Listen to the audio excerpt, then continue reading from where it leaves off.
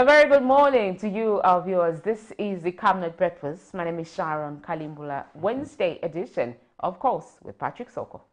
Good morning. Good morning. Interesting, yeah. You look excited. Are you back do in Parliament? Too, yeah. Back in Parliament? You mean I'm Honorable Rusambo? Exactly. In the House. Yes. I'm trying to disturb everyone. There were a lot of point of orders. Is it wonder to be disturbing us? He was excited. When he's just coming from suspension. He was very excited, behaving like a child with candy, you know.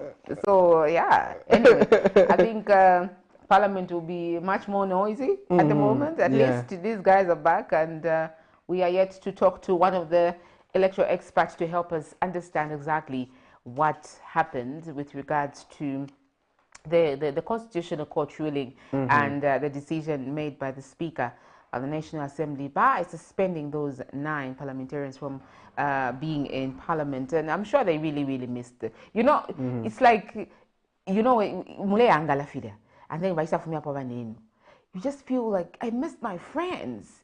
That's how they were feeling, those guys. So they were really excited. Delusam was, oh my goodness. He was ready. His suit was ready. Yes. And we were attending a press briefing for the Patriotic Front where the Vice President and also acting President for the PF, Mr. Given Novinda, was saying that instantly you need to go to Parliament so that you make your presence known. Go and debate. Go and do what you were voted for. You didn't go to Parliament for money, though that's a statement. Kaliko something. Anyway.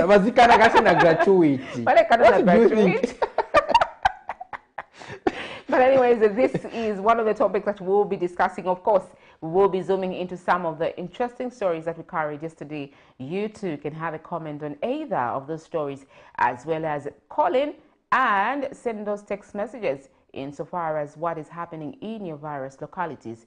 You never know, we may just come and cover the stories, bring them to life, and reach the authority. Just now, though, we go straight into Morning Boost and see how we can keep ourselves fit. Let's look at this.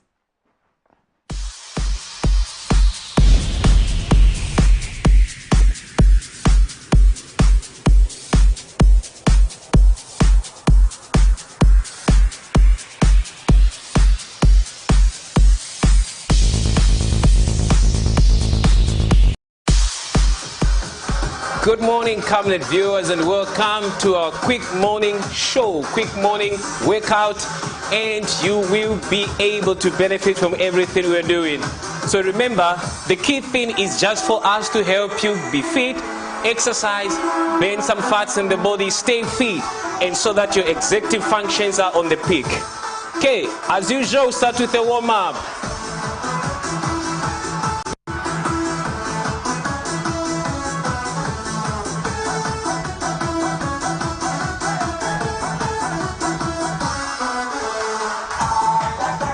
Let's go. Just a warm up. A warm up.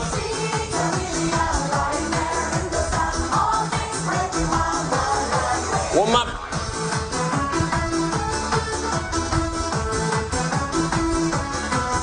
And marching. Hip, hip, hip, hip. Invite everybody in the house. Let's do it together. Everyone is invited. We're going to throw some punches today. Let's go.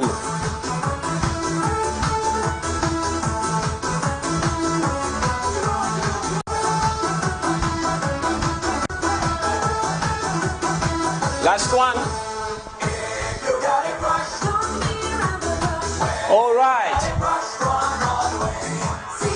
You're all welcome once again. Just in case you're getting out of your blankets, join us quick. Let's exercise together. All right, I promise that we're going to do some punches today. Okay, let's start.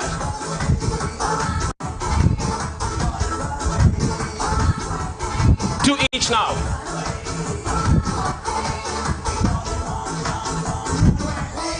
One each.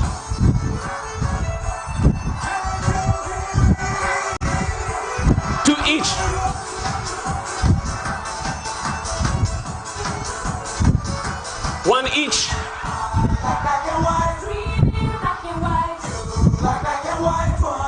Two each.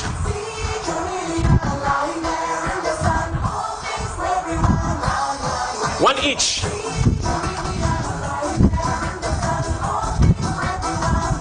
Low punch now.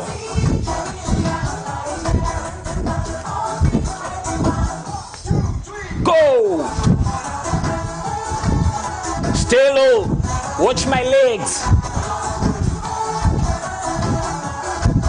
Stay there.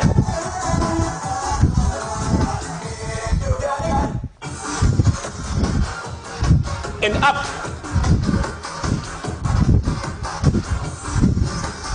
Punch up.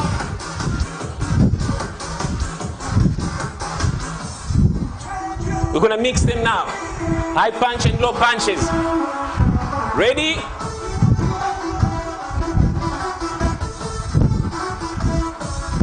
Let's go.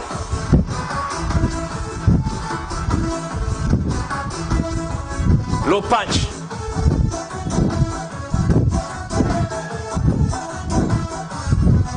Up.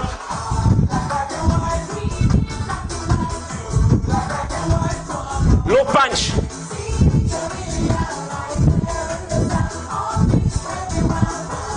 And matching. Okay. You did well with your punches. We're gonna do a knee high and the kick now.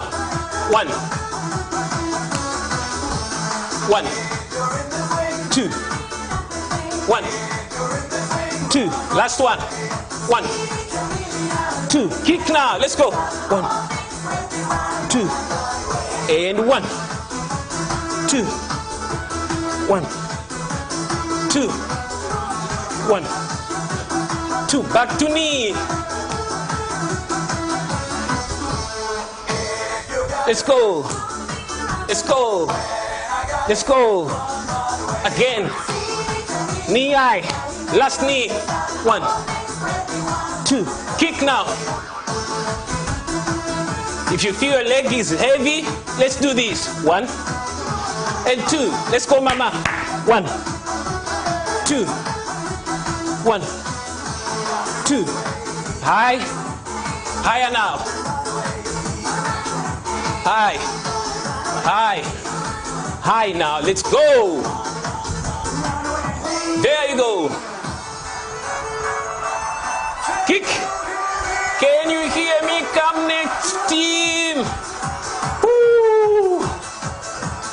Let's go. Let the blood flow. No more blood clot on your legs. Let's go. One and two. And matching now. All right. Trust me, you did well with your punches and the knee highs and the kicks. Thank you so much. This is Isaac Matsa, your presenter. I'm gonna see you next week again as we do our quick morning show. Make sure that you don't miss this breakfast show. Thank you, and I sign out.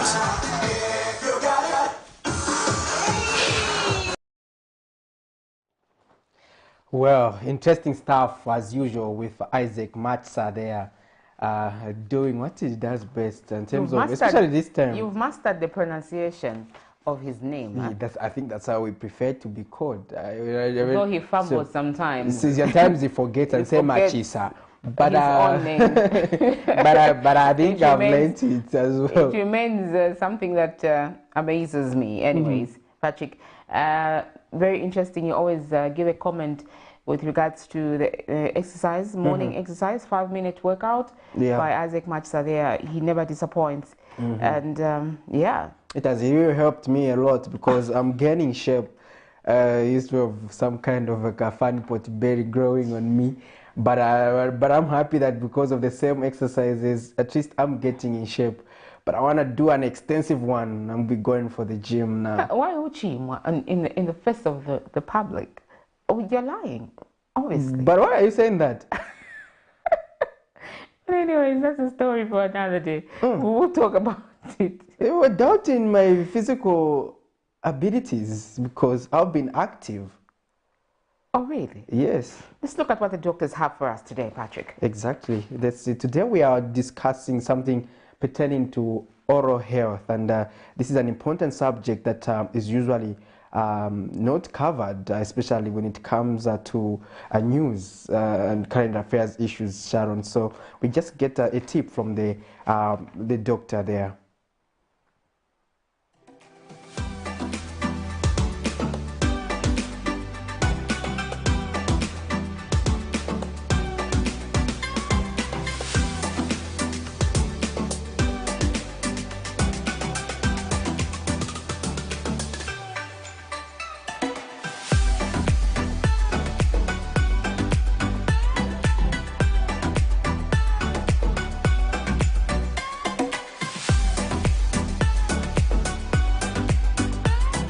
Good morning, everyone. This is Dr. Marie Mukandila. I'm talking to you on oral health awareness. As you are aware, this is our week of oral health. I'm a member of ZMA and a member of ZDA and a member of Zambia Medical Women Association, and I work at Chipata First Level Hospital. I want to briefly explain to you back on what we talked about previously. I explained to you about tongue tie, just to bring awareness to our mothers out there, to know when exactly to take the child to the hospital if they notice anything like tongue tie. So today's topic is I want to bring awareness to our expected mother when exactly they're supposed to seek oral health consultants, or when exactly are they supposed to see their dentist. Normally we have challenges, especially when it comes to our expectant mothers, because most of our expectant mothers, they believe that when you're expecting, it is not necessarily important for you to visit your dentist. Actually, that is very wrong. We actually emphasize and encourage pregnant women out there, even when you are pregnant, you need to visit your dentist. Because when one is pregnant, the hormones is everywhere. You find that your teeth as well, your oral hygiene get to be affected. There are some other women who are lucky, they don't have any complication with their teeth when they're expecting, and others, they have complications. For example, you find that you are pregnant and then you've got a cavity. But because of a lot of myths around our community, like for example, I would say a lot of communities believe that when one is expecting, they're not supposed to remove a tooth. If they remove a tooth, they will die. If they do this to their oral hygiene, they'll lose the child or anything. But I'm here to bring the awareness that that's not true. Actually, when you are doing your antenatal, you are also supposed to visit your dentist. We normally remove a tooth on a pregnant woman. We do. I know people out there, they only know that no, when you are expecting, they don't extract the tooth. No. We actually do extract a tooth when a woman is pregnant. We can save the tooth depending on the severity or the degree of that tooth. If the tooth is badly, it's too carious, that's when we can decide that, okay, this tooth needs to be removed. We can save the tooth if we notice that the cavity is small. We can do a restoration on that same tooth, and the mother and the child will be fine. The only thing that we emphasize on these expectant mothers is that when you come to the clinic, you want to see a dentist or a therapist, the most important thing you need to know is that you need to be calm. You need to be calm, you need to relax, your BP needs to be okay, your sugar level, your blood, everything needs to be okay. It needs to be stabilized before we can go ahead and say, okay, fine, this is what you have and this is what we need to do. The other thing that I want to bring about is that because of most of our ignorance, we usually forget that even when you are an expectant mother, Your oral hygiene needs to be kept properly. It needs to be kept in check.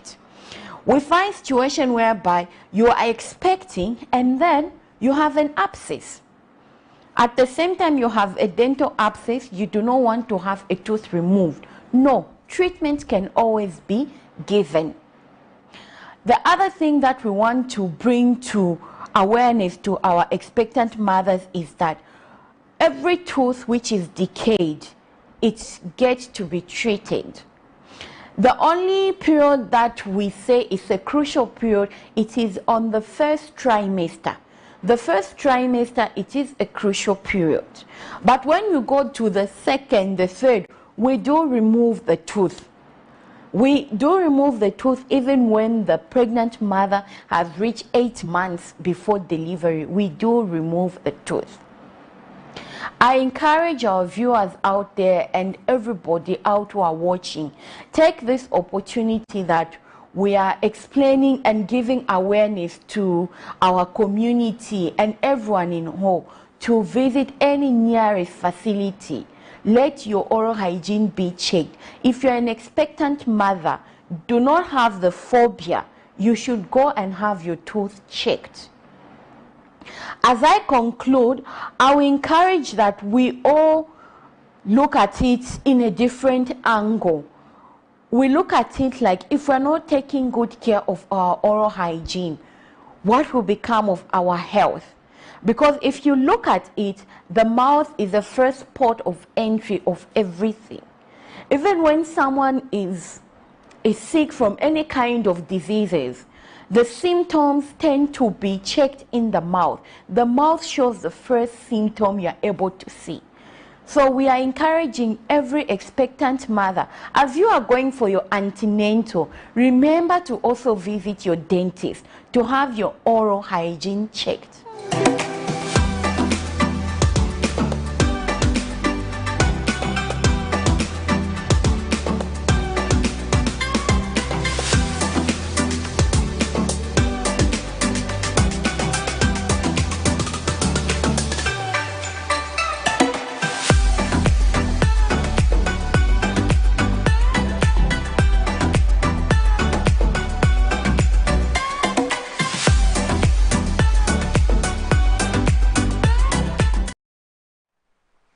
Well, there you have it, Dr. Mukandile there from the Medical Women Association of Zambia. Mukandila. Yeah. Mukandila, right? Okay. Yes, from the Medical Women Association of Zambia, talking oral hygiene. I don't know why I'm saying horror. I was watching a horror movie. Yeah, but anyway, oral health can be horror sometimes. Ish. And you know what? One thing she's brought out, even up to today, I still believe that when you're pregnant, you can't have treatment for oral related sicknesses or illnesses, for lack of a better term. Now that she has mentioned that these are myths which are so widely accepted, and she was trying to clear the air and sensitize people to say, no, you can still go and have your teeth checked and basically your mouth checked to ensure that it's okay. Even while you're pregnant, you may not want your teeth to be extracted, but there are other treatments that can be given to you to ensure that you're okay while you're undergoing that period. Obviously, they will assess depending on your stage or your level or your risks. Then they will advise what is needed to be done. Either it's an extraction or maybe it's just medication or anything else that they may recommend depending on their expertise. But this myth, Patrick, it's very big. Yeah, it is. It's very, very big, such that when you're pregnant, until 9 months, you deliver. That's when you're going to have the extraction or any other treatment related to that. And I found that at the antenatal. You did, eh? Yes. Are you not wondering what was I doing? No, I know you took your wife. Yeah. Yes. Obviously, you can't get pregnant, Patrick. Unless you're telling me something else. Were you pregnant? No, I was like you said. You were Why are you shy? interesting. Sharon is just trying to get at me. She's claiming that I'm No, but shy. he looks shy. After me talking about him being pregnant. But anyways, we know that Patrick is a father, and obviously these antenatal sessions, or maybe one or two times, he went there and accompanied the wife for this session. And obviously, you know what women say. Yeah, I observed because they teach us. They do teach what you need to do. But what was the teaching about? Prior to everything. There are a lot of issues they need to teach you on. Specifically for oral hygiene. Did the medical practitioners also say, you can't do this? And no, usually like the doctors guided. They would advise, depending on, actually your explanation was on point. Depending on the circumstance, they may need to, they may extract a teeth, or if it may cause a complication, based on the assessment, they may not need to do that, but they can employ other measures that can stabilize your condition while you are still in that process, to avoid you getting stressed up with a lot of things. You are thinking of a toothache, for example. For instance, if you have a toothache, then you are also pregnant. There are sometimes the pressure is too much, and your temperature, all those things come into being. And you know, Sharon, now sometimes these tooth can misbehave. So if the best is always to ensure that you take oral hygiene very seriously, to ensure that you avoid any complications, especially during pregnancy, as the doctors guided. It is very, very helpful, Sharon. Indeed, and these are topics that we don't usually talk about because of so many myths surrounding, and we've believed in these fictitious stories that we create in various communities while we are chatting, fetching water at the well, and we start bringing up these stories, these imaginary yes, stories. Yeah, there are a lot of imaginary and stories. Spread them across. Yeah, and they are actually learned generation to generation. You know, no, this. But anyways, we are glad that the doctors there tried to clear the air by sensitizing members of the public, including myself. I've actually learned that while I'm in that condition, I may still, he's excited, that condition. I'm good, Patrick. I'm not shy, by the way. Yeah, so, you seem shy. While I'm in that condition, I will seek oral health and ensure that I am fit. Someone may just be joining us and they say, oh, that condition, what condition, madam? While she's pregnant, she may need to follow those guidelines. Well, that's what she was trying to explain. Just now, we'll go straight into our interesting segment where we get to understand how our kwacha is performing against other major convertibles, especially the US dollar and others. Sharon. All right, so the United States dollars is buying at 17 kwacha 55 ngwei and selling at 17 kwacha 88 ngwei. The Great British Pound is buying at 23 kwacha 27 ngwei and selling at 23 kwacha 71 ngwei. The South African Rand is buying at 1 kwacha 8 ngwei and selling at 1 kwacha 21 ngwei, while the Euro is buying at 18 kwacha 89 ngwei and selling at 19 kwacha 26 ngwei. So those are your money markets as of 23rd of March 2022. Well, interesting. Yeah, well, the kwacha has been trading at that level for a while now, between 16 and 18. But we are just hoping that it will continue to stabilize, because at the end of the day, a stable currency is what is going to be good for every one of us, especially us as Zambians. It will help ease the pressure in terms of us accessing various commodities which are fetching at a high price due to other issues, inflation, among other issues that are causing that. And we are just hoping that we are going to meet that range in terms of inflationary targets, because we understand that the budget, the 2021 national budget, was not followed to the letter, Sharon, because amongst the targets of that budget was to ensure that inflation is stabilized to single digits. But we saw it plummeting to double digits, and that was not good for the country, especially that we are also faced with a high debt burden, which is making it difficult for us to focus on other social sectors as a country. Well, like the Vice President had said, maybe it's going up in order for it to come down. Yeah, we're just hoping that. But again, yesterday, Finance Minister Stumego Msokotwane was also in the news saying that they will be engaging debtors, Zambia, so that they can renegotiate or restructure the debt. But he also told us that the reason why the currency had destabilized was because Zambia was no longer servicing some of its debt, because so the money was being used for other projects and other sectors locally. So that provided a little bit of relief in terms of us spending on debt, because we were exporting more dollars by paying debt. So, but now we were cushioned. So we just hope that the negotiations which the Ministry of Finance will be engaging in will help us further push the debt further, so that it can give us relief as we stabilize.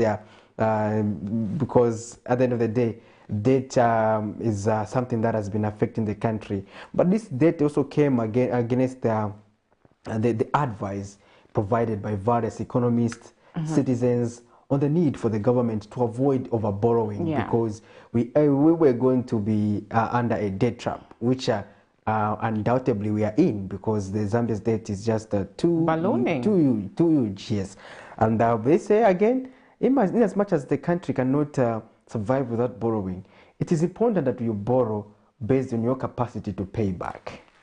Indeed, Patrick, well put. Borrow within your capacity to pay back. Don't borrow and fail and start adjourning, you know, the payments. Yes. Borrow within your capacity.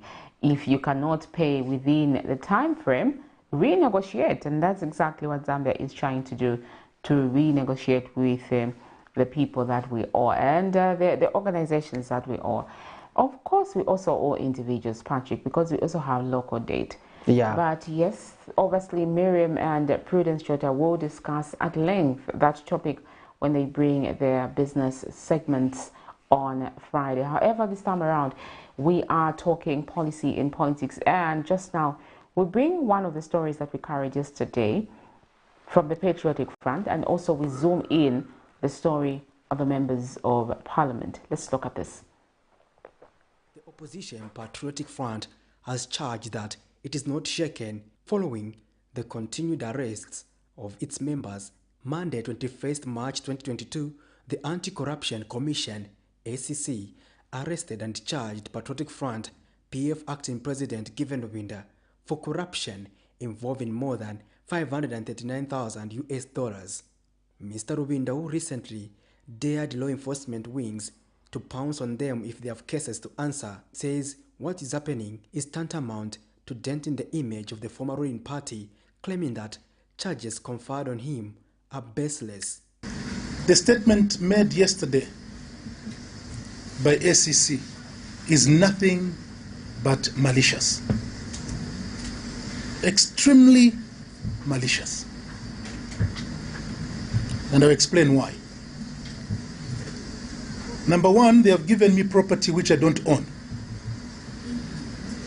I do not own $539,000. No, sir, I don't own it. At least not that $539,000 they're giving me. I don't own it. They say I have a house in Kingsland. I don't own any house in Kingsland. Mr. Rubinda since predicted that more of their members will be arrested and has since challenged the state to prepare a strong case against him to avoid what he termed as unnecessary delays. And please, I want to appeal to the judiciary. Over this matter on the 21st of April, let's start. Sinifuna vakuti magistrate adwala like what is happening with Mumbipiri. No. Please line up 3-4 magistrates in reserve. Uina Kadwala, number 2 must come. 21st of April, let's start.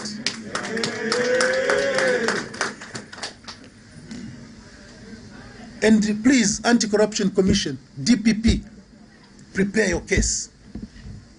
Sinifuna 21st April tikaenda. No, the state is not ready. No. You effected an arrest yesterday. You arrested me yesterday. You are ready. So 21st April, let's go. And when asked about being crybabies, considering that the fight against corruption has been handled in a similar manner by past administrations, Mr. Rubinda had this to say. So please don't refer to us as crybabies. We are not.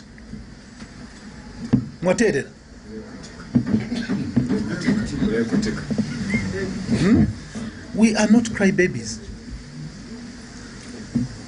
Our concern and the concern of society is that all of us, for as long as we are associated with PF, we are painted with the same brush. All of us are thieves. Who hasn't been questioned? Who? And Mr. Lubinda said the party has been vindicated following the ruling passed by the Constitutional Court on PF members of Parliament who were suspended by the Speaker of the National Assembly, Nelly Muti, for having their seats nullified by the High Court. That the PF members of Parliament whose seats were nullified by the High Court but appealed should remain in Parliament.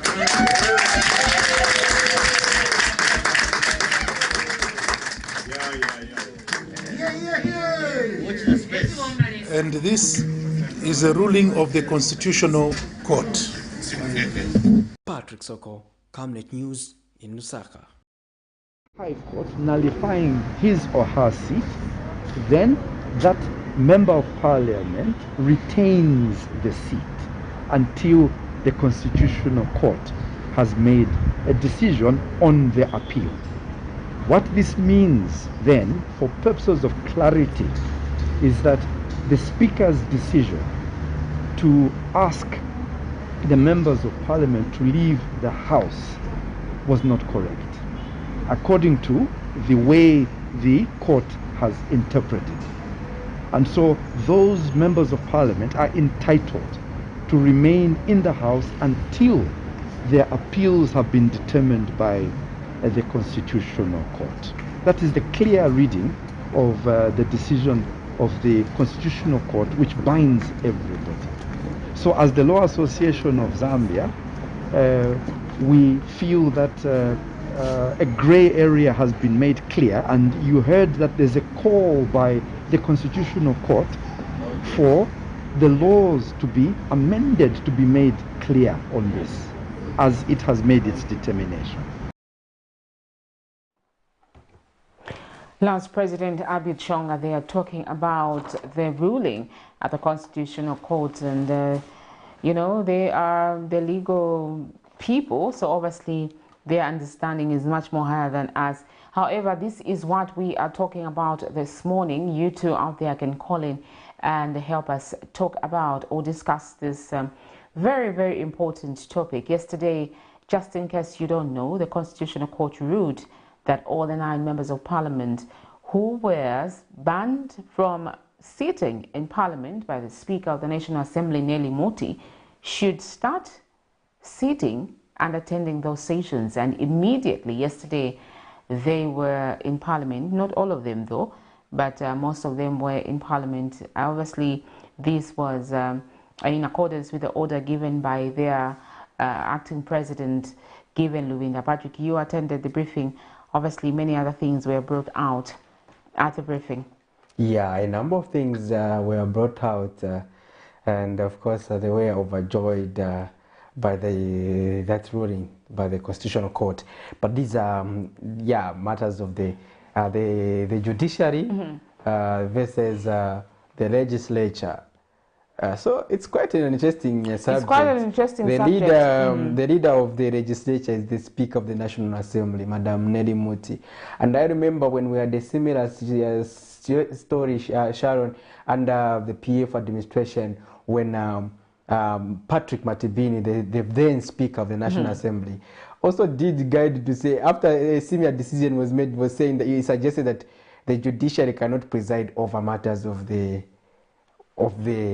legislature. So there's need to harmonize. There's need to harmonize how these institutions operate. But again, the judiciary was on point, because at the end of the day, the executive is an implementing entity. The legislature formulates the laws. The judiciary has to interpret the laws and provide justice. So the judiciary played their role of interpreting the laws, because if you are aggrieved in the House or something else, you are aggrieved pertaining to matters in the electoral process of everything, it goes to the Constitutional Court. If it is not the case, Sharon, we wouldn't have been hearing petitions there at the Constitutional Court. They would have been handled by the legislature. See if the legislature has to preside over its matters. But matters that are beyond the legislature have to be interpreted by the by the judiciary, which I think the Constitutional Court there rendered its ruling, and who are we to oppose when the competent courts have made a ruling? So basically, that points out to those issues or inconsistencies, or probably how these judgments are being passed at the National Assembly. Maybe we need to be taking a little bit of time so that we avoid such circumstances. For instance, Sharon, for me, I see it. I don't see it. It creates a good narrative or a good picture where we see the other organ of government makes a ruling, the other one overrules it. Then there's something we need to work on as a country in terms of harmonizing these concepts. Exactly, Yeah. exactly. These are things that the Zambia Law Development Agency was talking about. I'm not specifically talking about this issue, but harmonizing most of the laws that Yes. this country has. And you are on point on that, because there's some articles in the Constitution that the Speaker used, but the Constitutional Court said they cannot be used in isolation. They need to be quoted with other articles that are in the Constitution to ensure that a comprehensive judgment is made thoroughly. So that was the ruling based on the of the Constitutional Court. Yes, you may find something. For example, it was the same with the issue of eligibility, Sharon. Others were firm to say no third term. Let's say sworn in twice. Others were saying what constitutes a term is 5 years. Exactly. So those were arguments. That was so the hot, Constitution hot cannot be debate. laid in isolation. So probably as we undertake these law reforms, we are going to see a little bit of sanity in terms of harmonization of these laws. And some of the laws are already being harmonized, like you said, Sharon, by the Zambia Law Development Commission. Yes, they have made some proposals on that. Yes, indeed, Patrick. Very, very important that we get to understand what happens behind the Parliament buildings and the Constitutional Court as well. Anyway, just the judiciary as a whole. Let us understand the three arms of government, so that when we are talking, when we are making conclusions or maybe statements with regards to situations that are happening in the country, we make them from an informed perspective. Because clearly even the Speaker of the National Assembly, somehow, she did not understand what she was doing. And that's the more reason why this decision has been overturned. Have you been a crybaby? No. That was another interesting No. story we had.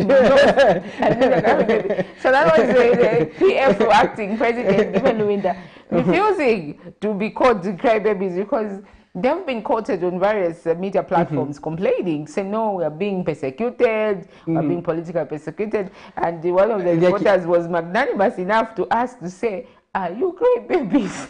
And he was really provoked.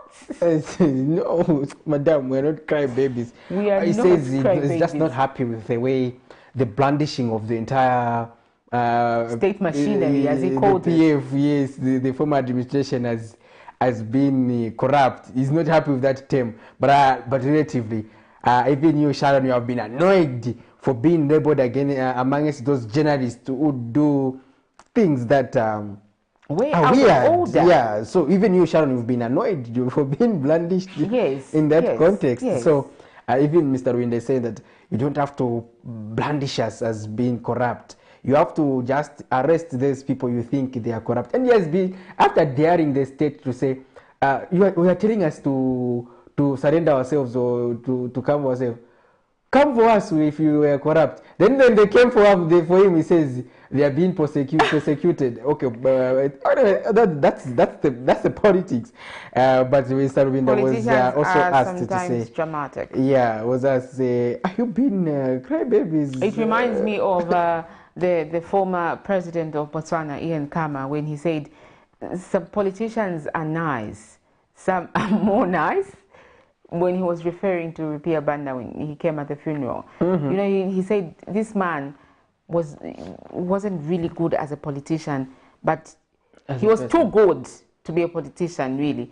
Because in a way, politicians are known to be people that make a 360 degrees turn within minutes, you know? Yeah, but I've come to understand Mr. Banda as someone, Sharon, who has been a man of a family man, based on the stories that we heard, you and I interviewing various stakeholders, we came to appreciate that he was a family person. Yes, indeed. In the sense that he prioritized the citizens. Yeah. Sharon and your family. He didn't just look at you as Sharon. No. Sharon, how is your family? Eh? Is your child going to school? Is there anything we need to do? That's the kind of a man. And anyways, we have a call. Let's speak this. Hello, good morning. Good morning. Please tell us your name and where you're calling us from. This is the query from Mandela.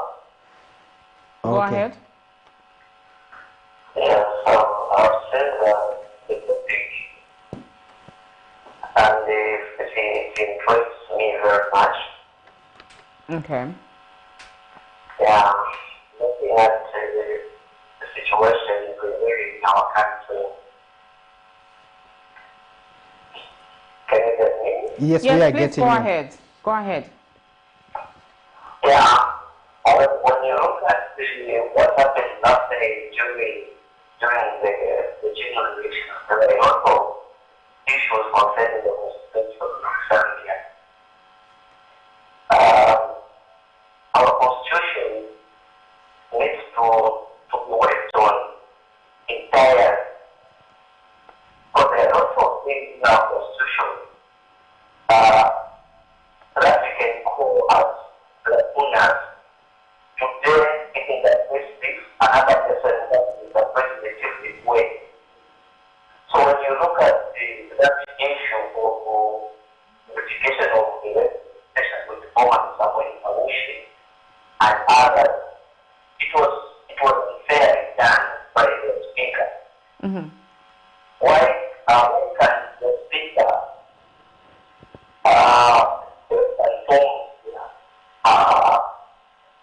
goes out because she can make a decision?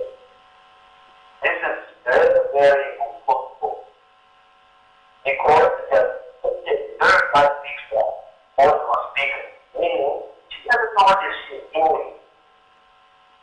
So what happened to the incentives that being network parliament have made for the past 2 to 3 months or 4 months? What happened to those? Because they were working in short. So I need the guidance on that one. And again, we wanted to get the female to work on the constitution, but the European refused. But see what is happening in Zambia about the constitution. We are calling as Zambians to work on this constitution entirely. Even in the future, we will still have some problems concerning the constitution. And I thank very much the last president and the youth to interpret of the constitution of the report. Because in the past, the last minister, I don't know if they can put it executive of that, they failed to interpret the constitution last time. But with this new last executive, at least they are trying to give us what is in the constitution. Mm-hmm. So I'm appealing to whichever the organization that can work on the constitution to work on it entirely, page to page, sentence by sentence, so that you can have a complete constitution. All right. Thank you very much. Thank you so much. Well elaborated, Patrick, there. So yes, for the speaker to make that decision, meaning she consulted, didn't she consult? Or could we simply say she was trying to be sabotaged by her enemies, if at all she has any? Yeah, that's an interesting point. Those are interesting points he's bringing out. But again, he's bringing out important factors to say it shows inconsistencies in our constitution and lacunas that we claim to want to work on. But Sharon, this opens up to a number of issues and matters of concern, Sharon. Yes. If you look at the issues he has raised, very important points, and he's recommending that we'd rather work on the constitution in its entirety as opposed to a piecemeal arrangement. And to some extent, we have a problem as a country. Because that's why I think I remember when we were talking to one of the politicians, Fred Membe, yes. He was telling us to say, as long as politicians want to be in front, steering the process of the constitution, we will not have a constitution. And and true to that, I agree, because if you remember, we had a good constitution. This constitution was going to be nearly perfect, Sharon. If you remember, if we're going to be having lacunas, there were going to be a few lacunas. But you know what happened? When we took this constitution to Parliament for enactment, the politicians, then the PF administration, they had to remove some of the clauses. Because they didn't favor them. Because they didn't favor them. One of the important clauses Zambians wanted was the appointment of ministers outside Parliament. That was removed. And when you sometimes, the way this constitution also, the way it works, you remove one clause, one clause also affects another clause, it also affects another clause. So we had such issues, Sharon, because we should have been appointing ministers outside Parliament. For me, I have an argument. How do we have foresight in terms of providing credible checks and balances, considering that people who are in the legislature are also in the executive? How is the executive holding itself accountable? So at the end of the day, accountability only comes from the opposition political parties in the House. But if you are a minister, and again you are a member of Parliament, you know that you are supposed to be providing, for instance, I'm just speaking, you are a minister of education, then you also know that your area is lacking in terms of education, and you don't want to hold yourself accountable to say, there is this thing happening here, and things are not happening. So somehow it does not make sense. If you have a member of a minister who's appointed outside Parliament, Sharon, that minister also responsibility would be to attend to matters and implement policies. You as a member of Parliament on the other side, you have to make laws and keep these other wings of government accountable. Indeed, Patrick, very important discussion there, but shortly we'll be joined by Mr. McDonald Chipenzi, who is an electoral expert via Zoom. And for now, though, let's just take a breather as we allow him to zoom in on our platform so that we can discuss more on this subject, topic of discussion. Know what is happening in your household, in your family. We sing happy birthday to you, and may all your dreams come true. Happy birthday. Oh. To our most capable CEO, Pastor Victoria Chiluba, the one whose vision is rubbing on us all, hearty cheers to you today. All night long. From your husband, Pastor Moses Chiluba, the children, grandchildren, Healing Word Ministries international members, and Camnet TV staff, we are saying happy birthday. May all the good things of life that you wish for come to you. Lights are bright, we're feeling alright. We're dancing till the morning. Lights are bright, we're feeling alright. We're dancing till the morning light. You are celebrated always. Happy birthday once more. Get the temptation once again. This is your night. As a head of the family, my brothers, you need to ensure that your family goes to a Bible-believing church where they will be taught the word of God, the true gospel, the unadulterated word of God.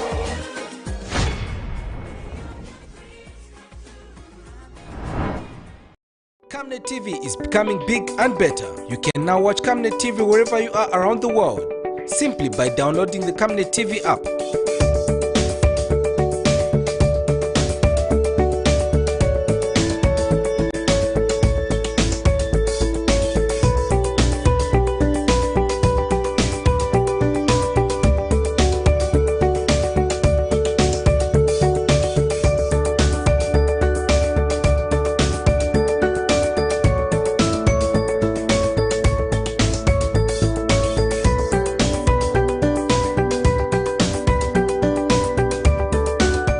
With Camnet TV app, you only use less bundles. Camnet TV, not just another channel.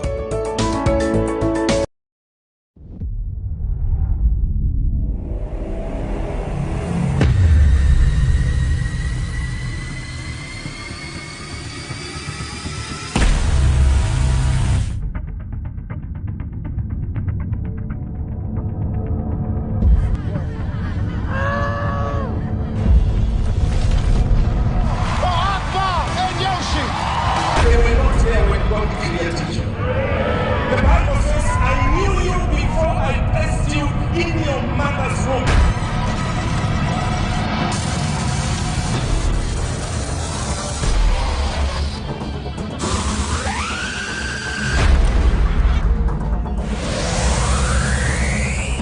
Apples and bananas. Working, waiting, this what you've been praying for.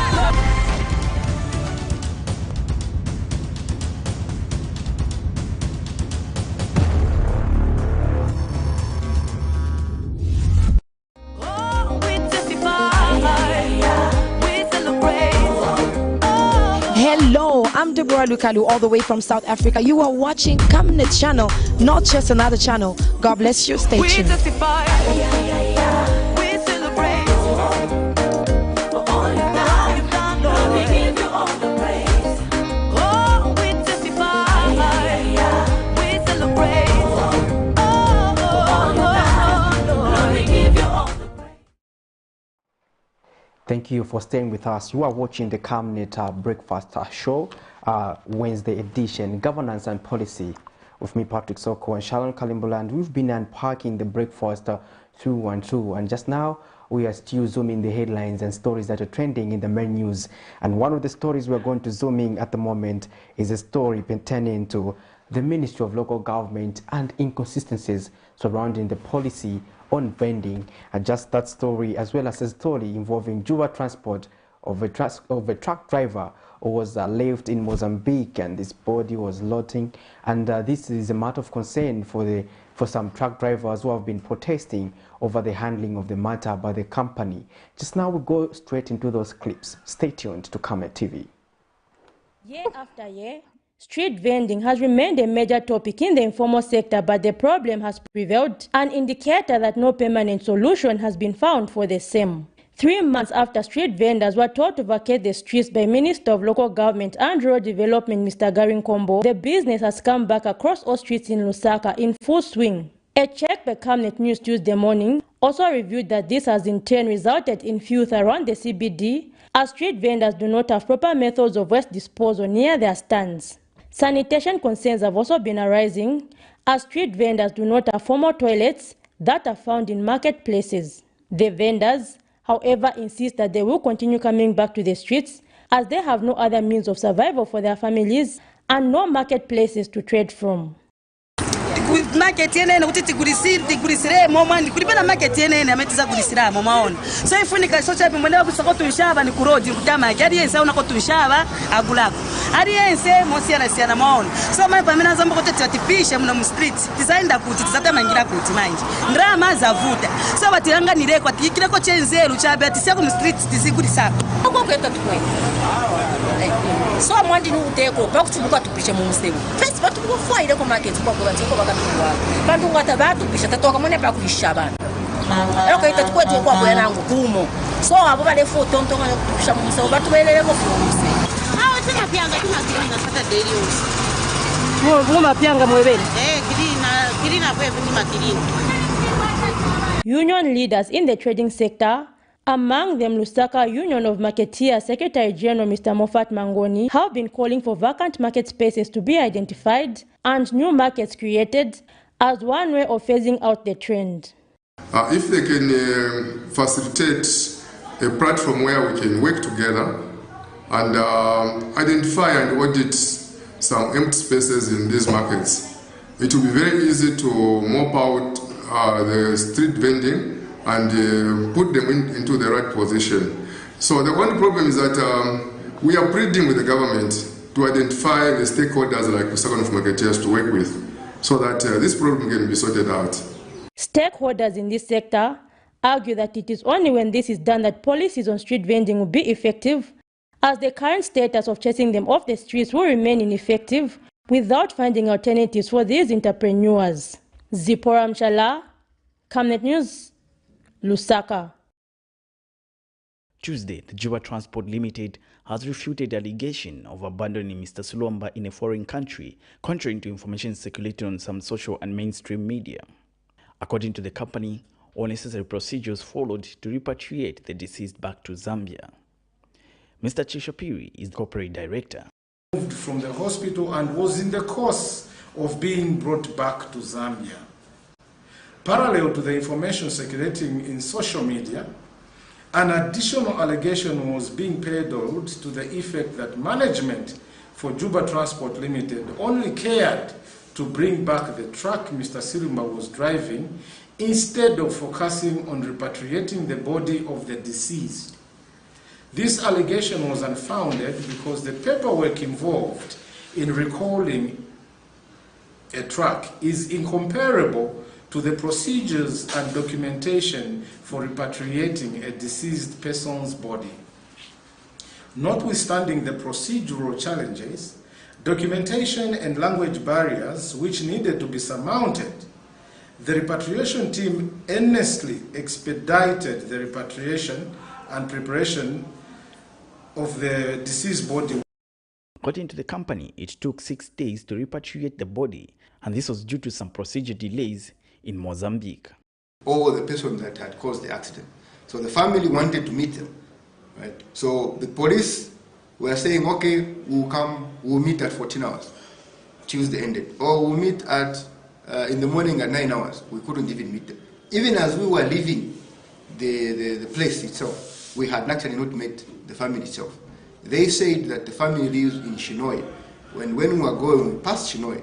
But any arrangements by the police proved to be difficult to move for the family of the deceased to meet the family or the person actually who had actually caused that accident. And that is where there is this insinuation that the police also tried to conceal the person who actually caused the accident.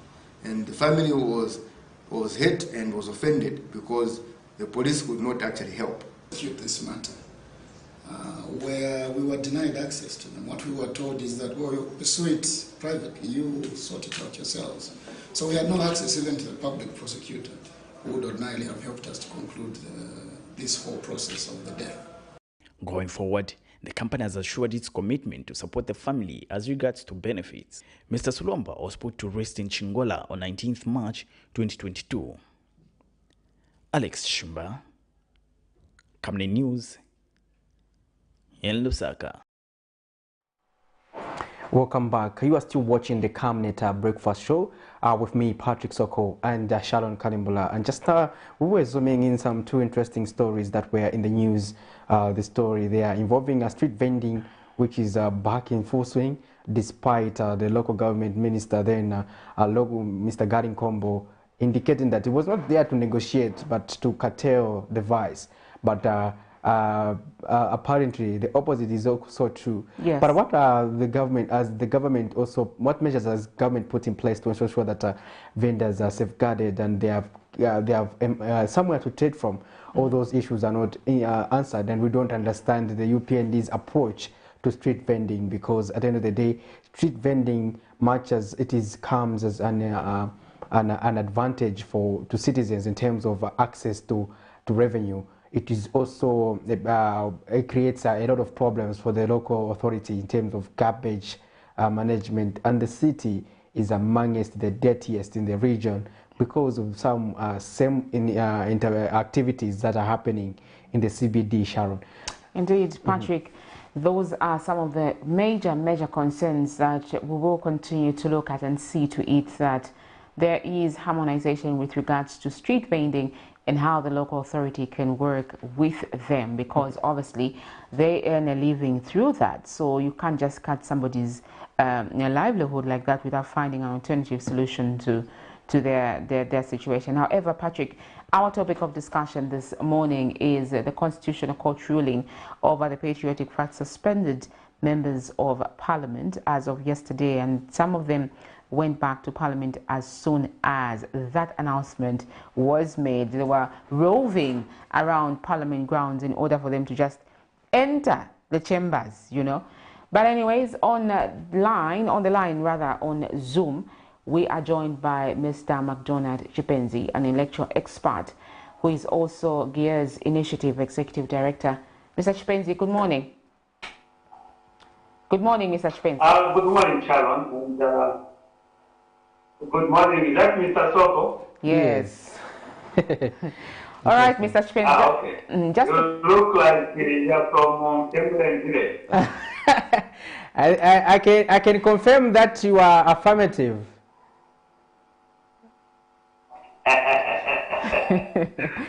All right, so Mr. Chipenzi, to kickstart this interview, we just want to get your perspective with regards to yesterday's ruling at the Constitutional Court. I know this is a matter that has been very, very topical. Maybe just to bring us to the know of what exactly happened. Well, thank you so much for this topic. Although I'll be extremely reserved in my opinions, except that I'll go much on the judgment itself. Yes. Because we still have a similar case as GIA's initiative over the same members of parliament. But I think suffice to say that this law association action was meant to seek clarity in the public interest, and as such, need for the court to clarify certain unclarified issues regarding a member of parliament has been actually, whose election, not seat, has been nullified. Because seats cannot be nullified unless there is an amendment to the Constitution. So the whole issue was actually a good start to try and revise or indeed address the lacunas in our Constitution. Instead of us debating, like we are competing with who has the sharp ego understanding and the other, we have to go to court. And the court has given us direction and guidance for the present and for the future. And there is no need for anyone to celebrate that they have won. It was not a competition.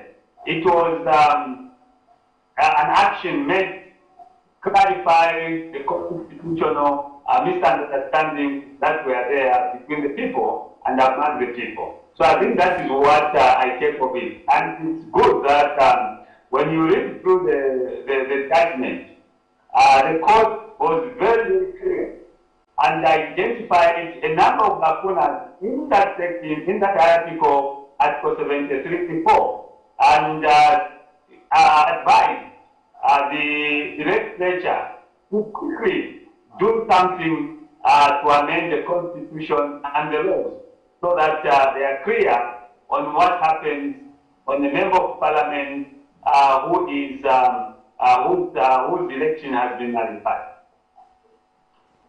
What do we make of our judiciary so far as laws are concerned? Yeah, there was an argument again, Mr. Chipenzi, where we saw a similar case under Patrick Matibini, and he suggested that the judiciary shouldn't be presiding over matters of the legislature. And this case is also similar to the one we have. So how is the harmonization there? Is the judiciary in order based on your assessment or your analysis, Mr. Chipenzi? Well, I think there is some kind of conflict because when you read Section 34 of the National Assembly's Powers and Privileges Act, the decision of the court, the decision of the Speaker cannot be challenged according to that section. So now when the court overrules the decision of the Speaker, then that brings the court in its conflict. But at the same time, since, if you recall what the Speaker must be said, and accused or indeed caution the judiciary that he should not be a supervisor of the legislature, feels that there is a conflict between the legislature and the judiciary. Now, the challenge is that the legislature is there to make laws, okay, and not to interpret laws, while the judiciary is there to interpret laws. So now, which laws is the legislature supposed to interpret? Now, imagine you have the legislature has got the National Assembly Powers and Privileges Act. Who is supposed to interpret that law? Is this the legislature or is the judiciary? You know, that's where now problems come. That's where problems come. Because laws are made by the legislature. Interpretation is supposed to be made by the judiciary. So, with that kind of conflict, this is why we need to harmonize our laws and clearly be able to appreciate who is supposed to do what and what is the risk of the other body against the other body. So is the speaker free to interpret the act that governs the National Assembly? Or when there is something like that, the speaker has to go to court to block that section in the National Assembly Powers and Privileges Act to be interpreted. No, that is where now you have the challenge of our time. So our laws, and when you look at this National Assembly's Act, it's an old act.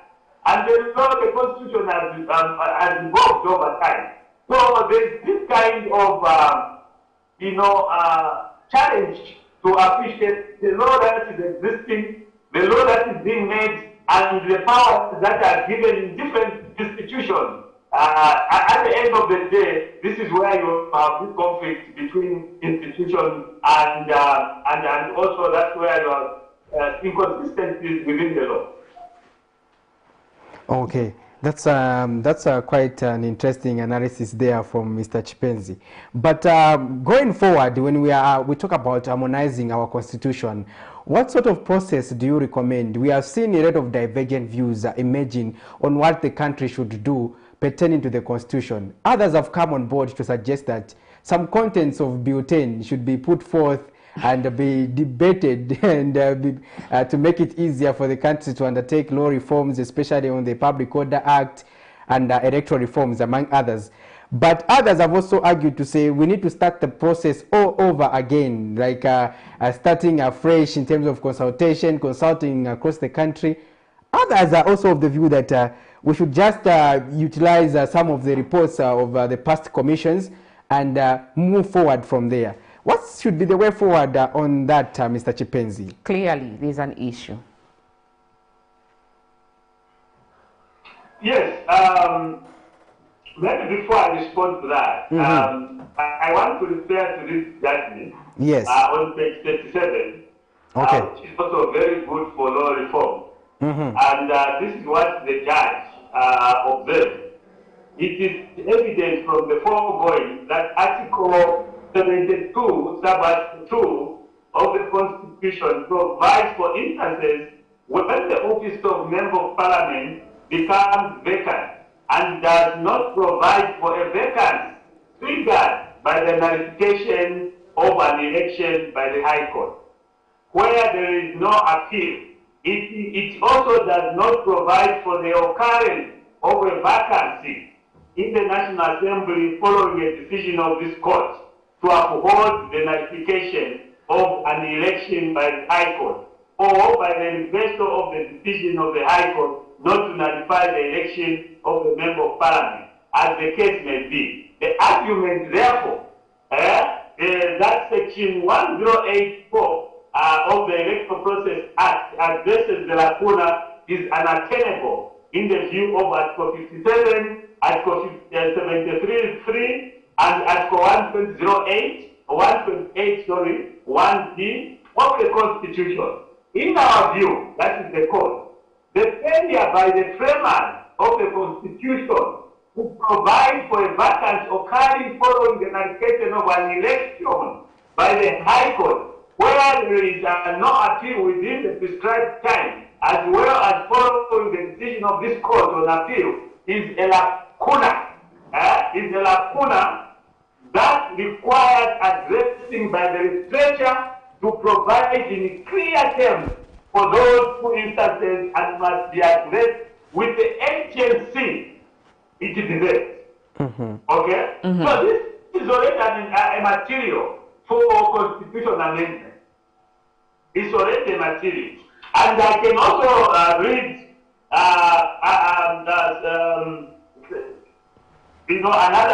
another observation by the court, which I think is also very, very clear, that we require some kind of amalgamation of all these thoughts for us to move forward. So, to answer your question, we don't need to go back to the provinces, to the districts. No. We may go back to the districts and to the provinces if we have come up with a draft constitution now. The constitution that was produced by the technical committee that was constituted in November 2011 has got almost all that we need for us to move forward. Even this constitution that we are using needs just a few amendments here and there so that we move forward. The issue of Bill 10, yes, it may have some other issues, some other clauses that we can use, but we don't need Bill 10 again. Actually, bringing Bill 10 into the public domain will be a recipe for more controversy in our country. So what we just get now, the new Dawn government, because they were with us against the Bill 10, they were with us against this constitution the way it was amended. I believe, and we believe, that they already have a blueprint of what type of a constitution they wanted to give to the Zambian people. That is what we want to debate. We want to debate a draft constitution that has been put together by all the constitution drafts that have been made by this country, and then come up with a constitution that has got principles, that is concise, and that is able to guide this nation for in the next in the next millennium. I think that's what we need to do. Otherwise, going back again, starting from zero, it will take more time, and we may not finish this constitutional making process by 2026. And if we go up to 2025 without having a constitutional review, let's forget about it, because anything that will come after 2025, it will be a political document. And I don't think that people will entertain that, because it will definitely be a campaign issue and not something that is going there to sort out the problems that we have faced for a long time. Exactly, Mr. Chipenzi. I think that is one of the major concerns, that people are not actually, they don't actually drive the agenda of coming up with the constitution, but political parties that are holding on to power, that are in authority at that particular time. And that's the more reason why we have all these lacunas that we have in our constitution year in, year out. But also with regards to the ruling that we are talking about, and what was the Speaker's bone of contention insofar as making that decision in the first place? Because is it an individual decision, or does she sit with other people to make such decisions? I think it's an embarrassment somehow, for lack of a better term. No. I don't think it's an embarrassment. It's actually for the good decision that the Speaker made. Because it's out of that decision that today we are debating, and today we have a clarity on an article that caused a lot of debate before it was put before the court. I think to us it's an opportunity. And this is why you find that people are failing to go to court, because one, they feel to be have been embarrassed. You have been defeated. Yes. When testing the Constitution, it's not a matter of defeat or a matter of competition. It is a matter of clarifying the law, which has got some kind of ambiguities. And it is a way of testing your Constitution. That is an implementation stage of your Constitution. or of the law. So it was not an embarrassment, and it shall never be an embarrassment, but it is a golden opportunity that today has helped us to understand that there is a lacuna, and that Section 108 of the Electoral Process Act does not resolve the lacuna that is in the Constitution. So the legislature must go back and do a good job on ensuring that when there is a vacancy created, okay, by the court due to nullification, okay, because there's a difference between nullification and disqualification.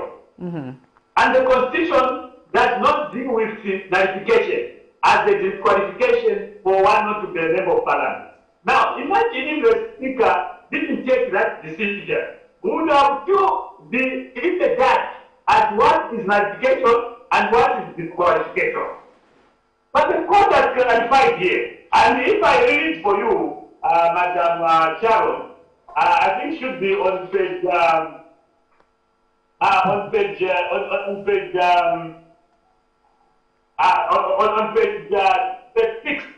of the ruling. It says the two words nullify and disqualify are not used interchangeably, as they mean different things. Black Laws Dictionary defines nullify to make void, to render invalid. It further defines disqualification to mean injuria, the act of making ineligible the fact or the condition of being eligible. It further defines it as the punishment that may be imposed after an official has been impeached and removed from office, precluding the official from holding another office or enjoying any benefit of having held. So therefore, the disqualification which is covered under Article 72 H is distinct from the nullification of election by the High Court following the disqualification of an election and subsequent by the Constitutional Court. So you can see, the court is trying to clarify. Interesting stuff for there. Exactly. Yeah, clarifications. Then going forward, Mr. Chief. They are not clear. That was taken out, not have known. And finally, on the same issue, is that when you read page 41, it says, we, that is the court, we urge the legislature to make appropriate amendments to the law to cater for their appeal stage in clear terms. So you can see that this rejection by the speaker has helped us try and clarify issues that were ambiguous in our constitution. It is not an embarrassment, it is a victory that has been given to those that went to court to get the clarification. Otherwise, the MPs up to now would have been crying foul because they didn't go to court to do this thing. So those associations of Zambia and ourselves as leaders that have gone to court to say, can we know whether these people are in the right position or not in the right position? And the court has said, if they are in the right position, using purposive interpretation and not literal interpretation. Because literal interpretation, the speaker is correct, using the literal interpretation. But purposive interpretation, that's where the court says, because of that, we rule that these nine members of parliament go back, but the legislature must make changes. The law is very clear. Mr. Chipenzi, there's another interesting issue when we talk about the judiciary and at the pace at which we dispose of cases. These petitions have been with us ever since we had the general election. But this is now 7 months now, and the matter hasn't been disposed. But how does that fit into the context of justice delayed, justice denied? There's also the concept of, for instance, if the petition continues to pend, it means the members have to continue drawing allowances from the National Assembly. Exactly. Again, we don't know at what point as a country we are going to have the by-election, provided the Constitutional Court upholds the decisions by the High Court. But how can we ensure that as a country we also work on the speedy delivery of justice, Mr. Chipenzi? Thank you so much. That observation has been observed by ourselves for a long time, and I remember in the electoral cycle between 2016 and 2021, we even wrote to the Constitutional Court to try, and the reason with the court said, look, electoral justice requires that the timely discharge of these cases, because elections are time-bound, all right? They happen within 5 years, after which you go for another election. Now imagine, we are already in the 8th month or 7th month after the election, and the court has not disposed of. Look at the injustice that is being done to the petitioner. Look at the injustice that is done to the petition. Because the petitions now, I remember one of the MPs, it should be in Eastern Province, I think it's Kinda, who was complaining that I'm unable to deliver as I promised because this court case, this petition against my election has taken too much time for me. So I have difficulty to come here and do because I will be needed to court and so on and so forth. That is how painful and how, in areas the delay in discharging petition has been to the members of parliament and to those who have petitioned. I can give you an example of Mr. Keno Kunika and the other man. Keno Kunika petitioned the Mdaji Central seat, and for 4 years the case was in court. Imagine, for 4 years the case was in the Constitutional Court, and the court only ruled, I think, 5 months to the election, that no, grade 12, it was whatever, and all those fun things. So we want to appeal, and this is one thing that maybe as we review the Constitution, it must be very clear in the Constitution, the way it is clear in the High Court, that within 90 days, the High Court must hear and determine an electoral petition. Okay? And when it goes to appeal is easier than than what is happening in the High Court, because the High Court has to receive witnesses as to get all this other. But in the Constitutional Court, it's just an issue of reviewing what the High Court could have done. So we need a time frame at the Constitutional Court for us to enjoy and appreciate electoral justice in our country. As it is now, the Constitutional Court has been an injustice court where, as far as electoral petitions are concerned, they have delayed the cases and they continue to delay the cases. And we thought in 2016 they were new. This time they are old enough, they have experience enough for them to start discharging these cases as quickly as possible. You can't have a petition in the appeal stage taking another 4 years, and you expect that no, we have a justice system that is delivering justice to the people. Now imagine if the case is the election has been nullified a year before the election, and we are told that, or maybe 6 months before the election. It means that no one will be elected, because the Constitution says that 6 months to the election, to the general election, there are no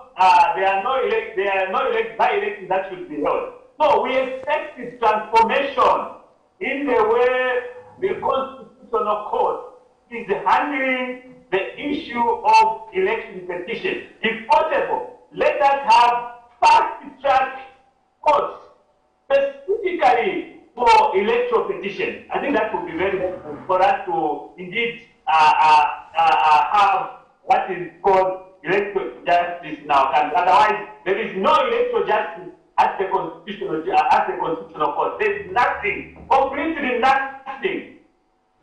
All right, Mr. Chipenzi, as we conclude this interview, what is expected of the members of parliament that have returned to the House, owing to the fact that they still have issues with the court?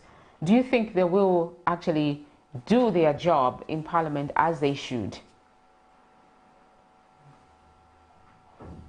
Well, I think for me is that as long as the law are the way they are, we shall continue to have this kind of back and forth kind of arrangement. The legislature will say this, or the speaker will say this, the court will say something else. The court will say this, the speaker will say something else. We need to harmonize this law. You can do your diligence. You know, the law is about opinion, and the opinion is the opinion of the judge. The judge is also a human being who may have a wrong opinion, but whether it's a wrong opinion, is the right opinion, the judge would have the final say. That is the danger of what is happening, or what the reality of our life.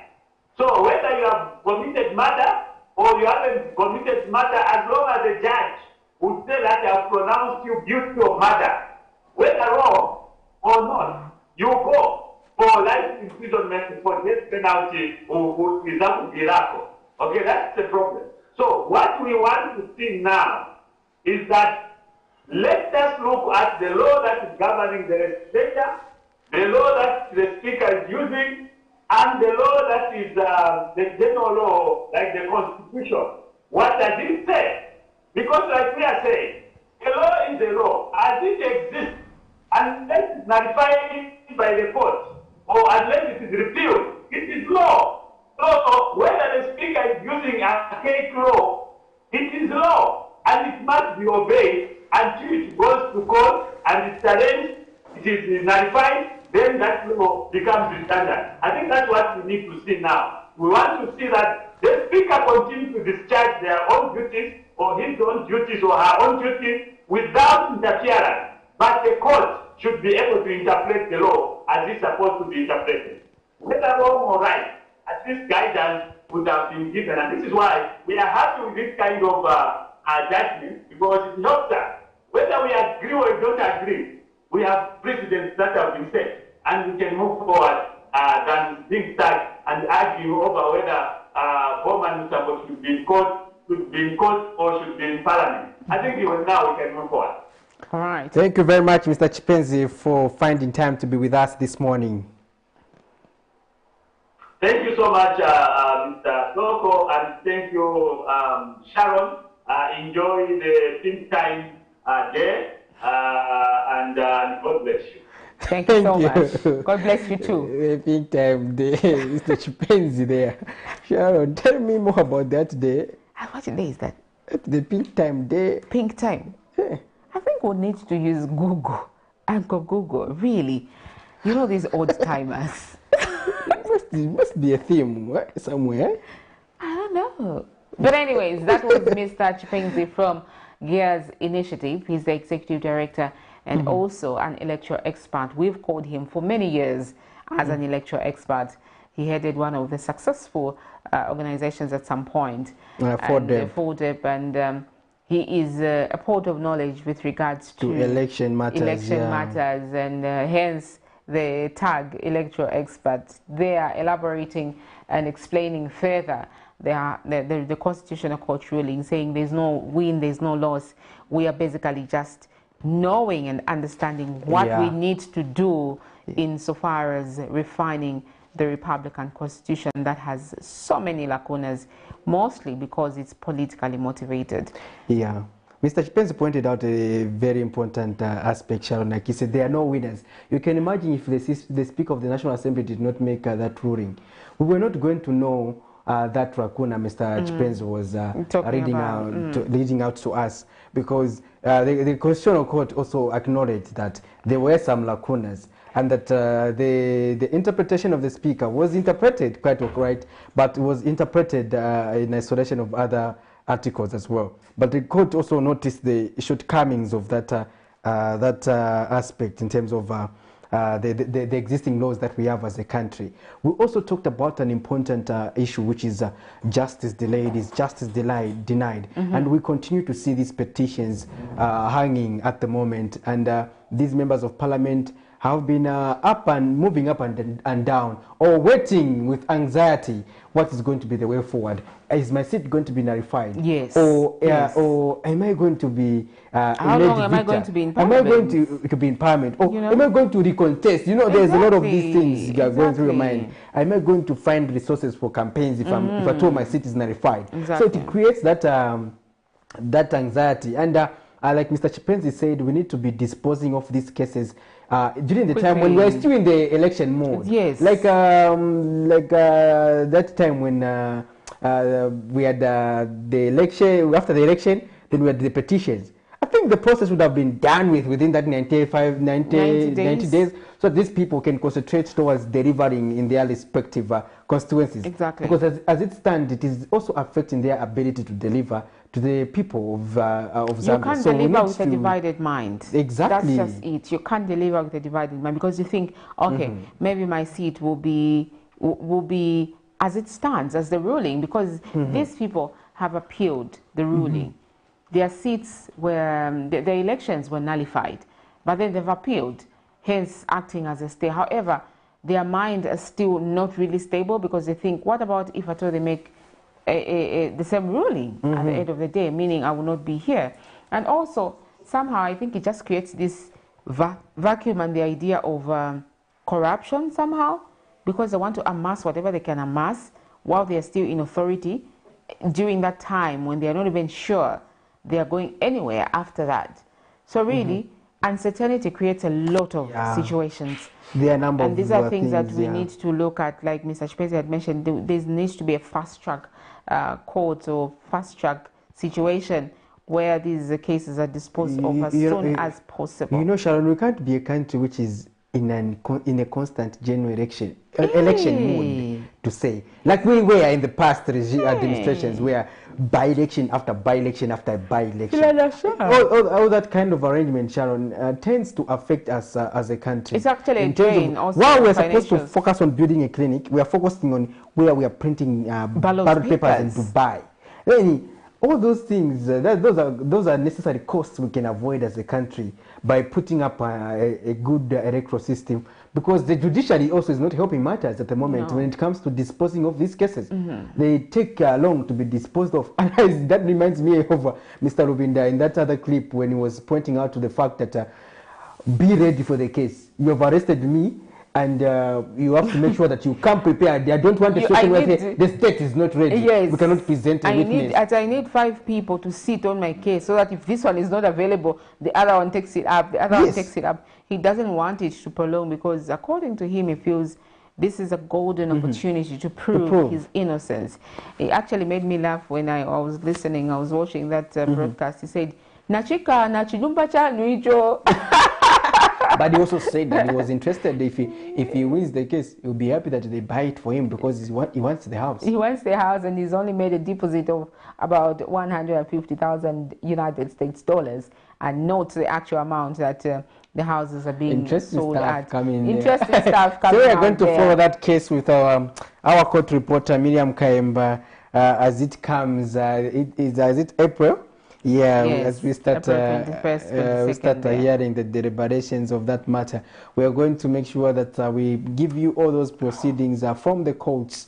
Those issues are among the issues that have been trending pertaining to the Constitution, where the judgment was passed by the Constitutional Court. At least Mr. Chipenzi helped us to digest some of the issues pertaining to that matter. It has helped us interpret the Constitution and understand the lacunas and understand what needs to be done, understanding the urgency of how much we need the constitutional reforms. And basically these are things that people continuously keep talking about. Others suggesting the Bill 10, which he has totally refused, like many other sectors of the... Sometimes people do have nightmares when you mention the word Bill 10. It was a controversial issue in this country. But in every situation, people always find light. You know, people in business, actually made money by erecting billboards all over the country talking about Bill 10. So in every situation, there's always someone who says, I can make something out of this. It was when I say Bill 10, what comes to your mind? Which person comes to your mind? Andrew Ntewewe.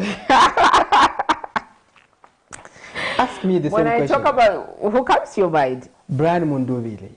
My goodness. For me, basically, the one who comes to my mind when I talk about the Hatembos and I talk about Bill 10, it's Andrew Ntewewe and his crew. If you talk about the Hatembos, Nixon, Peary as well. Peary special duties. Yes, all those names. Memories trickling in. No wonder that laughter. Yeah, I understand that. At Kreko, we also had Kreko. Yes, we did. We also had Kreko. When talking Kreko. about Bhutan, all those memories. Kreko was somehow like a media arrangement, becoming part of Bhutan. Yes. But without our consultation Without as our journalists. consultation as journalists, it involved these alleged media gurus who were actually marching to Parliament, trying to instigate or to enforce the MPs to actually vote for this bill, those that were opposing to it, and the United Party for National Development were very, very much against this bill. And we saw also persons living with disability, led by Julian, going to HH's house. Oh my goodness, it was a hive of activity during the season of Bill 10. Going to community house there community house to say, with persons why living don't you with want disability, you don't want to support us. Oh my goodness, those memories. They are still fresh. They are still fresh. So yeah, those are the things that people experienced during the Bill 10 season. And when finally the bill couldn't go through in Parliament, there was jubilation at Community House, members of Parliament dancing. Oh my goodness. It was as though they had won an election. That was a signal, maybe. No wonder the jubilation. Yeah, Bill 10 was actually a hive of activity, and we discussed this issue in the news back and forth. And we are glad that anyway, it passed, but we needed the Zambians needed a constitution that was going to reflect everyone. And the manner it was done, people had the feeling that there were some certain individuals who were given a privilege to supervise the process. And those were being accused of being in tune with the then ruling party. So that was the major downfall of Bill 10, especially when they formed that NDF concept. That was the major downfall of it. And again, I remember as a journalist covering Bill, the process of constitutional refinement. It didn't start as refining the entire constitution in totality. I remember the then Justice Minister, Mr. Rubinda, he told us to say they were going to do refinements, not changing the entire constitution like it later changed. But the refinement process then degenerated into that issues, those issues we saw end up Bill 10, and a lot of back and forth. Then we're glad that we passed through that journey, but we are going back to it because constitutional amendments are expected to come under the new Dawn administration. But Mr. Spence also pointed out to the fact that we don't have to do constitutional amendments prior to the general election, because that creates a perception that you want to put in clauses that will favor you. Yes, and he also wants to claim to say we're giving you the constitution in view of soliciting for votes. And that was another major downfall of Bill 10. You have to do the constitutional making process at a time when people are not thinking about elections. Exactly. It's about, give the people what they want. For instance, us in the media industry would be happy to see a constitution, like for me and Sharon, speaking for me and Sharon, would be happy to see members of parliament, ministers being appointed outside parliament. That would be a good clause to return the constitution. Would it be okay if I called you my spokesperson? Yes, it's just that you haven't been paying me, but for now I hope you'll be paying me for that position.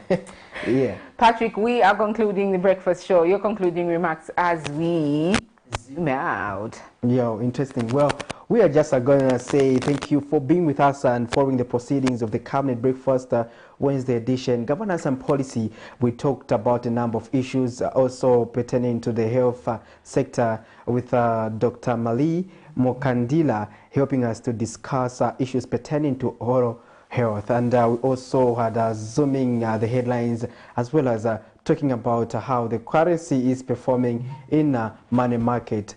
So those are some of the issues that we have had on the program, Sharon.